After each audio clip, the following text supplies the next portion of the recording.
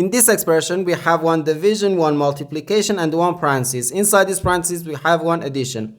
Here we have a multiplication because in mathematics, when a number is placed next to parentheses, it means multiplication.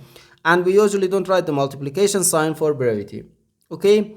According to the order of operations, first we have to do parentheses, then exponents, then multiplication or division, and finally addition or subtraction. Remember that multiplication and division have equal priority and we have to work from left to right.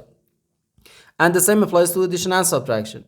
So here, first we have to do this parentheses, then this division, and finally this multiplication.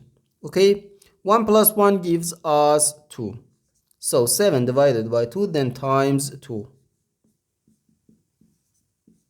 Now we have one division and one multiplication. As I said, multiplication and division have equal priority and we have to work from left to right. So here, first we have to do this division. 7 divided by 2 can be written as 7 over 2. Then times 2. Now, we can easily cancel this 2 and this 2. So here we have just 7.